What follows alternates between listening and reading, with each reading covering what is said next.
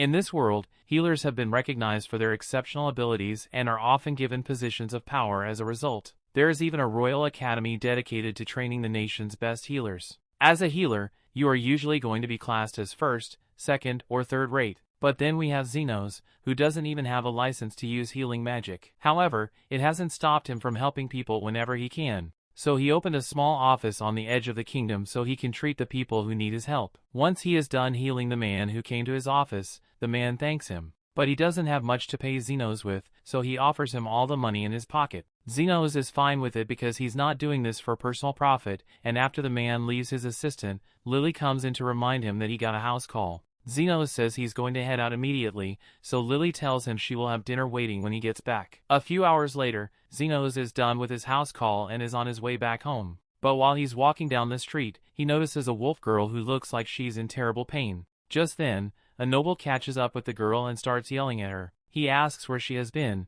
so the girl tries to explain that her stomach was hurting really badly, so she tried going to the hospital, but they wouldn't treat her because she didn't have any money. The noble looks at her like she's stupid and a stomach ache isn't enough to warrant a trip to the hospital, especially not for a slave like her with no health insurance. He then drags her off and says she should get back to work immediately. The noble takes the girl to a cemetery and throws her to the ground, causing her to smash her head on a tombstone. He really must not care about her health, because an injury like that is enough to kill a person. Plus, after the girl rolls over on the ground in pain, some scary black energy went into her, so I'd be very concerned. However, the noble has the observational skills of a blind man, so he thinks the girl is faking it and tells her to get back on her feet immediately. She obviously can't do that because of the severe pain. The noble walks over to her body and threatens to put her in one of these graves if she doesn't listen to him, but she can barely move, so he proceeds to kick her across the floor. The noble is sick of waiting around for her, so he says she should hurry up and start looking around the cemetery for anything of value. He then starts walking away, and maybe it's the severe pain or the fact that she got possessed, but the girl snaps and slashes the noble across the stomach. The noble is in disbelief at first because he has never been injured so badly before. He tries reasoning with the wolf girl, but then he remembers how he was kicking her a second ago and she looks like she's out for blood, so there's no point in trying to negotiate. He starts running away at the speed of a light jog, because that's as fast as he can go, and the noble definitely would have died here. But by some miracle, Zenos happened to be in the area, so he runs to him for help. He tells Zenos that his slave went crazy and is trying to kill him, but Zenos saw the way he treated her back on that street, so he's pretty sure that the noble deserved it. The wolf girl eventually catches up with the noble, so he begs Zenos to save him. Zenos takes one look at her, and he can clearly see the dark energy around her, so he asks the noble what he was doing when the girl went out of control. The noble doesn't want to admit that he was trying to get her to rob some graves for him, so he just says he was farming for loot. That's definitely illegal, but he tries to change the topic and reminds Zenos that he's severely injured, so he needs to get to a hospital right away. He even offers to pay Zenos if he can save him from the girl, but Zenos doesn't care about money. However, he also took an oath to save people's lives, so when the girl charges at the noble, Zenos pulls him out of the way in time. The girl then throws a bunch of rocks at Zenos as he skillfully evades them without much effort. If he is skilled enough to do that, the noble thinks he should be able to kill the girl, but Zenos firmly refuses because he has a strict no-kill rule. The noble tells him to stop spouting that Dark Knight nonsense, because if Zenos doesn't kill that girl right now, then she might end up killing the noble. But Zenos still refuses because as a healer, his goal is to save as many people as possible. And immediately after saying this, he proceeds to punch straight through a rock that the girl threw at him. And I'm pretty sure healers can't normally do that. Zenos can tell that the girl is incredibly fast. In fact, she's way faster than a demi-human should be, so he knows something is wrong. He doesn't want to hurt her too badly, so as the girl tries to slash him, he pulls up a shield, and as soon as she makes contact, she gets flung backwards into a nearby building. Incidentally, this also causes a piece of the building to collapse right next to the noble, and Zenos is fast, so he totally could have saved the noble, but he simply chose not to. Now that everything has calmed down, Zenos walks over to the girl's body and her leg is broken from the fall, so she's struggling to get away. She is still feral, so Zenos lets her bite onto his arm to keep her in one place. He has figured out that she is possessed, so he puts his hand on her head and starts healing her to get the spirit out. He is successful, but he is still a little curious as to what she could possibly have been doing to make a spirit possess her. In any case, he still needs to take care of the ghosts, so he uses his powers to exorcise it. He then turns back to the girl, and now that she's back to normal, he heals her broken leg so she can walk again. The noble sees this as he pulls himself out from under the rubble, and he is amazed that Zenos is powerful enough to heal a broken leg instantly. He is still badly hurt, so be pleased with Zenos to save him. But Zenos says he actually just clocked out for the day, so the noble will have to wait until tomorrow to get healed. The noble knows he's going to bleed out in a couple of hours, so he begs Zenos to heal him right now. Zenos eventually agrees, but he says it's going to cost him extra. The noble doesn't care about the price, so he gives Zenos all the money he has. This is well above the current market rate for healing, so he's sure Zenos should be satisfied, but to his surprise, Zenos says this is nowhere near enough. He doesn't usually care about payment, but considering how scummy the noble was acting earlier, Zenos is feeling very capitalistic right now. The noble threatens to report Zenos for extortion, but that wouldn't bother him since he doesn't have a license in the first place. He's technically an illegal healer, but the noble probably knows all about the legal stuff considering the fact that he has been grave robbing. Anyway, Zenos is willing to make a deal, so he tells the noble that he is willing to accept alternative payment. So in addition to the gold, he wants to take the noble's slave. The noble never cared about the girl anyway, so he agrees to Zenos' terms, and as soon as Zenos heals him, he hands over the girl's slave contract. The noble then walks off in a fit of rage, so Zenos sits on the floor next to the girl and waits for her to wake up. When she finally regains consciousness, she is surprised to see a man sitting next to her and asks him who he is. Zenos tells her his name and explains that he just bought her, so from now on she's his slave. With that out of the way, he tells Till to take off her clothes immediately. Till gets flustered and asks him if he's serious, but Zenos isn't joking. He says he paid a lot for Till, so he needs to make sure his property is in good condition. Till eventually does, as he says, since she can't disobey her master, and once Zenos gets a good look at her body, he can immediately tell what's wrong. He noticed that she was in pain earlier, and that's because she has a gallstone blocking her bile duct. It should be easy enough for him to fix, so he reaches for her stomach and uses magic to perform the operation. In an instant, the gallstone is removed and Till no longer feels any pain, so she asks Zenos what he did. Zenos explains that all he did was open up her stomach, extract the gallstone and close her back up in a fraction of a second, a totally normal procedure. Zenos doesn't think there's anything special about it, but Till knows for a fact that no other healer could do something like that. She thanks Zenos for healing her, but he tells her a thank you isn't enough. He invested a lot into her, so he's going to need Till to work to pay him back. At first, Till thinks Zenos is going to ask her to service him with her body,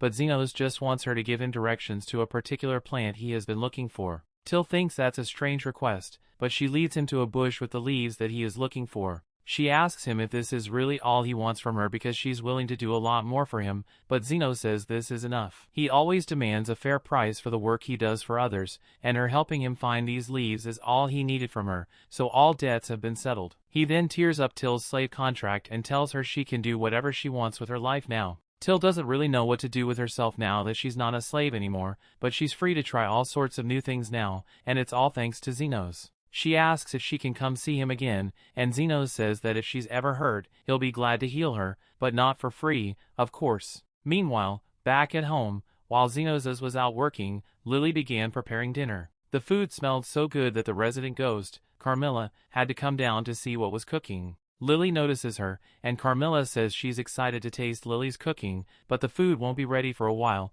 so she's going to have to wait in her room. Just then, a girl named Zofia came in looking for Zenos, but Lily tells her that he's out on a house call, so he's not here right now. Zofia was hoping to get Zenos all to herself by coming early today, but since he's not here, she decides to wait until he gets back. It looks like Zofia wasn't the only one who wanted to see Zenos today, and because a few moments later, Linda shows up looking for him as well. Lily informs her that Zenos isn't here, so Linda says she'll wait, but she's surprised to see that Zofia is already here. She was hoping to lick Zenos all over while he inspected her body, but now that plan is ruined. A few moments later, an orc girl named Loey bursts through the door, so Lily goes to meet her and says she can join them inside, but only after she fixes the front door she broke. Loey likes Zenos too, but she actually came because she could smell Lily's cooking a mile away and she really wanted to try it. Eventually Lily is done cooking, so she was off to finish a couple of her chores and leaves the others in the kitchen. The second that Lily leaves the kitchen, the demi-human girls can no longer resist the smell of Lily's food, so they all go to give it a taste test. But they're definitely smart enough to know not to empty out the entire pot.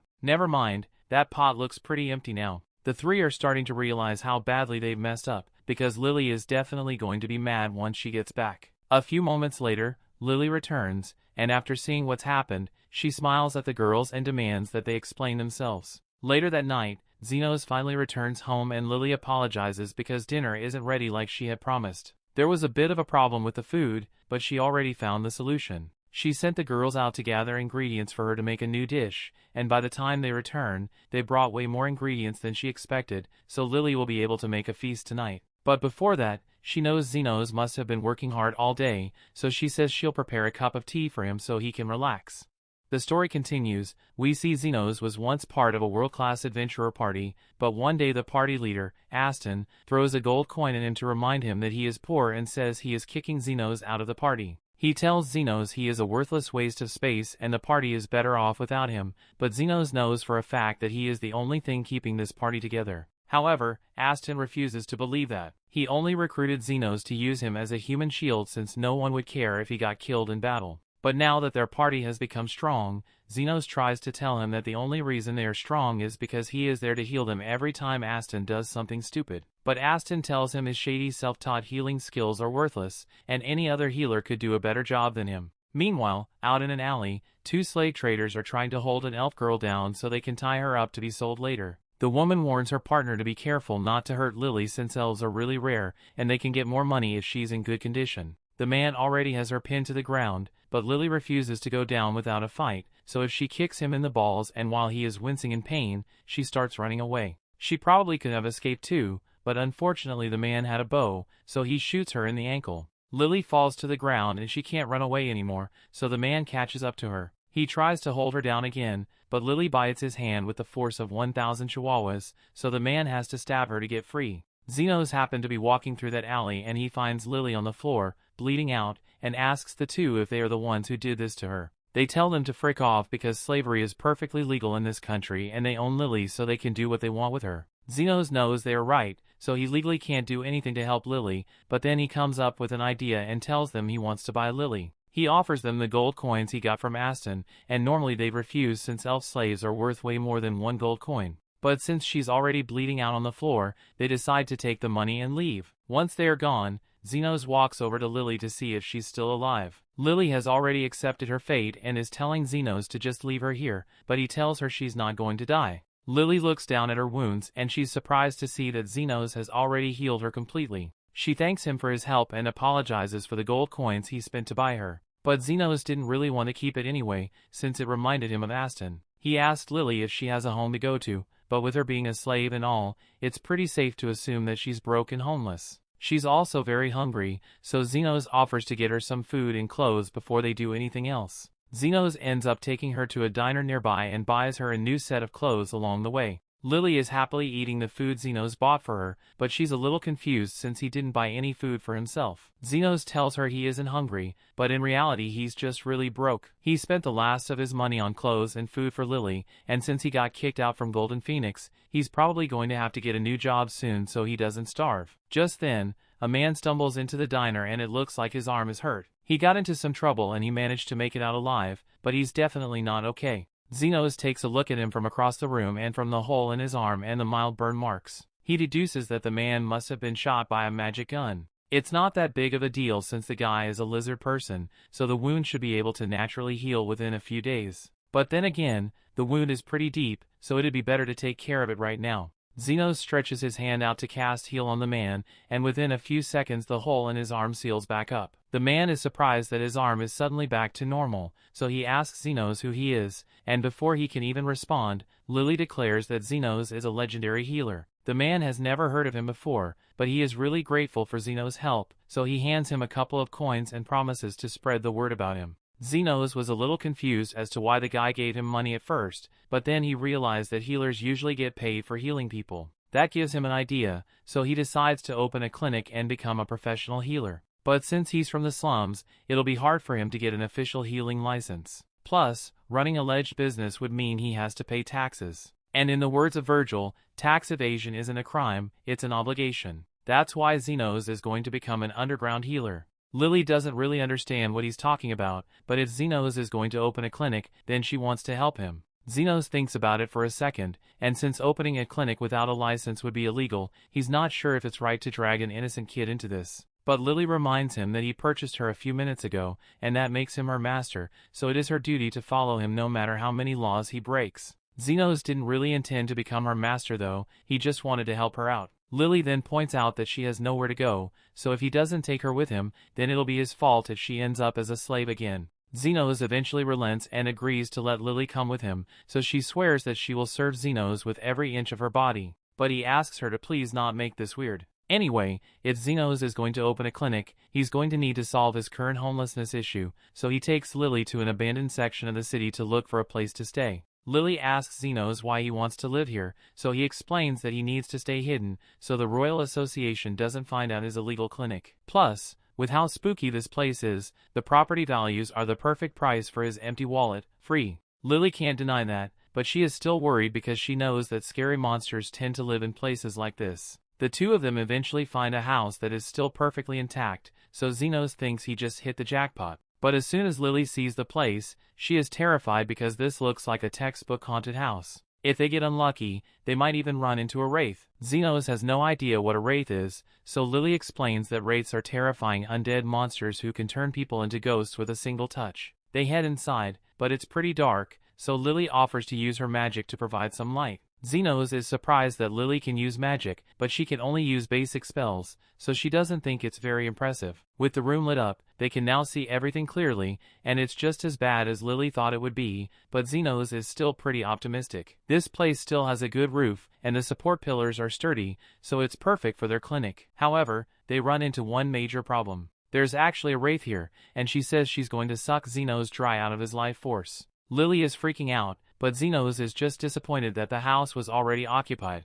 Carmilla charges at Zenos, but he easily knocks her back with a heal spell and destroys both of her arms. He isn't intimidated by Carmilla at all, because back when he was in Golden Phoenix, Aston would often send him into the labyrinth alone whenever he was in a bad mood, and Zenos would constantly run into wraiths down there, so he has defeated at least 100 of them. It turns out the healing magic is pretty effective against undead monsters. Back on topic, he apologizes to Carmilla for barging into her home like this, but there aren't any other options around here, so he asks if she's okay with him moving in. Carmilla feels insulted that Zenos would even suggest moving in with her, the Queen of Wraiths, so she summons a ton of her ghost servants to get rid of him. However, Zenos casually uses a high heal spell to wipe all of them out. Carmilla is stunned by the power Zenos possesses, and she's starting to worry that he might exorcise her, but he really doesn't want to fight Carmilla. He knows this Rouge is moving like this, but he really needs a place to stay, so he asks her if she's willing to give him and Lily at least one bedroom and a place for them to treat future patients. Carmilla knows she can't beat Zenos,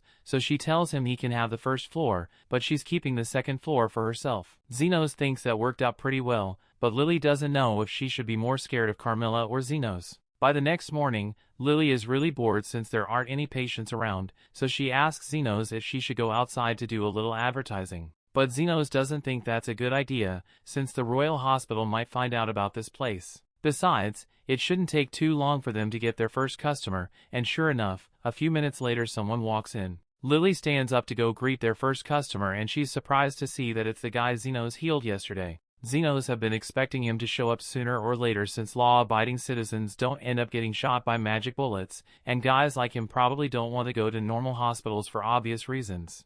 The man introduces himself as Zon and says he needs Zenos to take a look at his sister. Zenos says he will do what he can, so Zofia shows him her minor flesh wounds. Zofia says her arm has been acting funny since yesterday, and after taking one look at the wounds, Zenos deduces that Zofia was shot by some sort of magic with a poison attribute. Zofia asks him if there is anything he can do about it, but since Zofia spent all night with it like that, all her arm tissue is pretty much dead. He tells her it is better to just chop the whole arm off to avoid spreading the poison. Zofia is disappointed to hear that she has to lose an arm, but it is what it is, so she asks Zenos how much it will cost for Zenos to amputate it. He tells her she'll have to pay 1,000,000, and as soon as he says that, Zond is enraged because that's an outrageous price for a simple amputation. He's ready to throw hands over this, but Zofia tells him to calm down and starts trying to negotiate with Zenos. She asks him if he really wants to give her such a high price when she's Zofia the Tornado. Zofia is the leader of one of the 3 gangs that run this area, and Zenos is well aware of who she is, but he refuses to do work for free, especially because regeneration is so tiring. Zofia is confused since she has never heard of a healer who could regenerate limbs, and Zenos is confused as well since he didn't know other healers couldn't regenerate limbs. He trained himself to be a healer, so he doesn't know what counts as normal, but that doesn't matter right now, so he asks Zofia if she wants to go through with the procedure. Zofia agrees, so Zenos sets her down on a table and gets ready to amputate the arm. He creates a magic scalpel to do it, but Zofia is a little concerned since she has never seen anything like it before. Zenos explains that it's just a blade of condensed magic that he can conjure at will. It is super sharp and completely sterile, so it's perfect for performing surgeries, but again, most healers can't do that. Zenos begins the operation and uses a constant flow of healing magic to numb the area. He then chops off the infected arm and gets ready to regenerate a new one. He raises the output of his healing magic and begins reforming Zofia's arm, layer by layer until it's as good as new. Zofia is amazed and grateful that Zenos really regenerated her arm, so she has no complaints about his price anymore. She also says she'll start sending her injured subordinates to Zenos if he's okay with it, and as long as they are paying customers, Zenos doesn't mind. Over the next few days, Zenos has been getting a lot of patience from the Lizardman faction, so Lily makes some tea for him to relax. Zenos thanks her for being so considerate, but he wonders why she made 3 cups instead of 2. Lily says she made one for Carmilla to drink, but Zenos isn't sure she'll want to join them down here. However, Carmilla apparently really likes tea. While they are taking a break, Lily asks Zenos if he knows why the Lizardmen are always getting injured so badly, and from the people he has seen so far, he believes there's a turf war going on between the different factions. And speaking of factions, it looks like one of them just broke down the door. A group of werewolves barge into the clinic and their leader, Linda, declares that she is going to kill Zenos. She has been fighting the Lizardmen for days now, but no matter how many of them she injured, they always keep getting better, so she's going to take out their healer. First of all, Zenos doesn't work for the Lizardmen faction, and he would like to avoid violence here. But Linda has already ordered her men to kill Zenos. However, with his defensive magic, nothing they do can even move him, much less deal damage. Linda realizes she can't beat Zenos, so instead she resorts to destroying the clinic to get rid of him. But that was a dumb idea, because this is still Carmilla's house too, so she won't stand for someone destroying it. As soon as Linda and the other werewolves see Carmilla, they are terrified because a wraith is a deadly monster that they could never hope to defeat. Carmilla fully intends to drain them of their life force for what they did, but Zenos asks her to calm down because he doesn't want anyone to die in his clinic. And as long as Linda and her men are willing to fix the damage they caused, he will forgive them. Things were going well for Zenos after he got Linda and the werewolves under control, but one day an orc comes in and says that his boss wants to meet him. Zenos expected this to happen sooner or later, since he has already had to deal with 2 of the bosses of the slums. Loey was the boss of the orcs and ogres, and she has made a fortune from excavating magic stones with her brute strength, so she's a big deal around here. On the bright side, after dealing with her, he won't have to worry about anyone messing with his shop anymore, so he decides to just get it over with. But before he leaves, he asks the orc if Loey is the kind of person who could be reasoned with. The orc responds and tells Zenos that she is the most wise and dignified person he will ever meet. Zenos is glad to hear that, but he is curious as to why the orc didn't bring Loey here with him, so the orc explains that she currently can't move. That sounds pretty bad, so Zenos wastes no time and rushes out to see his new patient. The orc leads into a cave and introduces Zenos to Loey. She's glad to finally meet him, but before he does anything, Zenos asks her how she found out about him. Loey explains that the Lizardmen and werewolves have been ranting and raving about the super secret healer that they aren't supposed to tell anyone about. That kinda defeats the whole point of being an underground healer, but Zenos will have to deal with that later. According to what Loey heard, Zenos will heal any injury as long as he's paid a fair price, so she wants to see how good he really is. Zenos walks up to her and raises his hand, so Loey asks him what he's doing. Zenos explains that he can't see any external injuries on her body, so he is scanning her to see if there's anything wrong with her insides. Loey is surprised to hear that since most healers can't do that, but Zenos thinks it should be standard practice because how would you treat a patient if you can't check for internal injuries? Anyway, once Zenos' scan is done, he identifies a lump in Loey's abdomen and because there is mana emanating from it, he believes is in mana stone. Loey tells him he is correct and this particular mana stone is enchanted with explosion magic, so if she moves from this spot, she might blow up. Zenos asks if someone tried to assassinate her by slipping it into her food, but Loey tells him nothing like that happened. She was just really hungry and mistook the stone for a rice ball, so she ate it. Anyone could have made the same mistake. Okay, maybe not, but Zenos doesn't think there's any reason to worry, because sooner or later, mana stone will just come out the other end. He gets ready to leave. Loey tells him it's not that simple. When she ate the stone, she partially chewed it up, so there isn't much time left before it detonates. She's already accepted that she will die because of her mistake, but her only concern is the fact that her men refuse to leave her side. Zenos asks her what she expects him to do, so she explains that she just wanted him to come here so she can donate all her wealth to him. Once she blows up, it will mean the end of the Orc Empire she built, so she would rather give all her money to someone who will put it to good use than let it fall into the wrong hands. While she was researching Zenos, she found out that while he demands high prices for his healing, he has a rule about treating children for free, so he must be a good person. She throws a key over at him and explains that he can use it to access her treasure vault once she is dead. But Zenos never said he was going to let her die. The fact that she hasn't blown up yet means she must have eaten the mana stone relatively recently, so Zenos summons his scalpel and walks right up to her. Without saying a word, he starts cutting to Loey's stomach, and at first her men try to stop him, but then Zenos holds up the explosive magic stone. In those few seconds, he managed to cut Loey open, retrieve the stone, and heal the incision so she doesn't have to worry about blowing up anymore. But the mana stone is still highly volatile, so for everyone's safety, Zenos puts it in his hands and squeezes until it blows up. That explosion would have been enough to destroy a whole city block, but Zenos protected his hands with defensive magic, so he's perfectly fine, although it still really hurt. He then hands the key back over to Loey and tells her she doesn't need to worry about donating her fortune anymore. She's still having a hard time believing that Zenos really chose to save her instead of just taking her money, but he says he only requires a fair price for his healing and an entire fortune would have been too much. Loey has decided that she really likes Zenos now, so she tells him that if he ever needs help, all he needs to do is say the word and she will do everything in her power to assist him.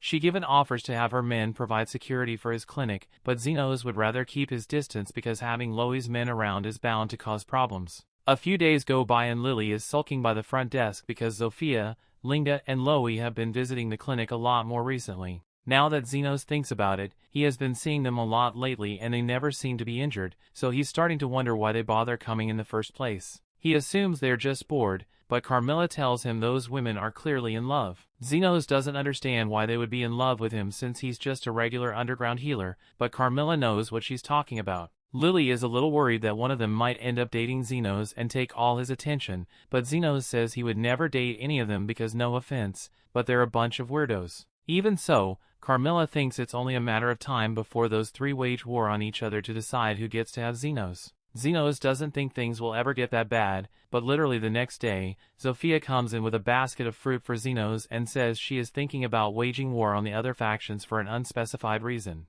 Linda and Loey do the exact same thing, and no matter how much Zenos protests, they refuse to listen to him. Carmilla finds the whole thing funny and jokes that so many people are going to die because of Zenos' womanizing ways, but he doesn't appreciate the way she's phrasing it. The death battle is set to start by noon today, but he can't just let them kill themselves over him, so he has to do something. Meanwhile, the three have already gathered in the stadium with all their men, and they are about to begin the bloodbath when all of a sudden Zenos shows up. They all turn to him to see what he's going to say, but he tells them he's not here to stop the fight. He knows they have long-standing grudges against each other, so he's going to let them duke it out with one another until they are satisfied. Since Zenos has given them approval for the battle, all the girls agree to fight with everything they've got, and whoever survives will get to claim Zenos' virginity. Zenos doesn't remember agreeing to that last part, but before he can say anything, the fight has already begun. Zofia makes the first move and tries to cut Linda's head off with her daggers, but Linda manages to dodge in time and backflips away.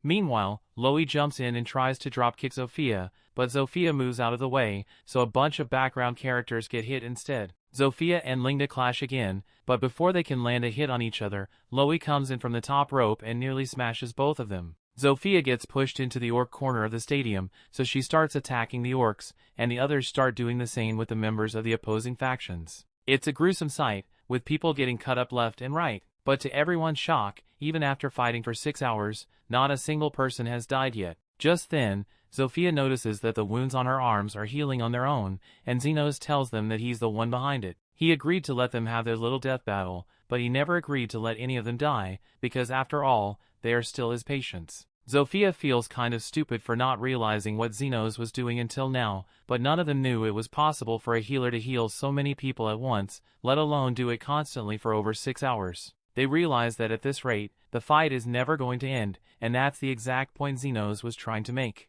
Unless they can come to terms with one another, they will never be able to live in peace. But if they feel the need to continue fighting, then he will be right here to heal all of them. And just to be clear, he's going to be charging them for his time. The girls now realize how stupid it was to start a war over nothing, so they all agree to get along with each other going forward. However, they're still going to keep fighting over Zenos. They just promise to keep it non-violent. Meanwhile, Lily asks Zenos why he went through all the trouble to do this, so he recalls something that his teacher once told him. A healer is third-rate if they can only heal injuries, second-rate if they can heal the whole body, and first-grade if they can make the world a better place. So while Zenos doesn't think he has what it takes to be a first-rate healer, he still wants to try to make these slums a better place. And besides, if he let all of them die here, he wouldn't have any more patients to treat at his clinic. At least that's what Zenos says, but Lily knows he's just saying that to hide how much he really cares. If the different demi-human factions start getting along and they won't fight anymore, and that would mean Zenos won't get as many patients as before,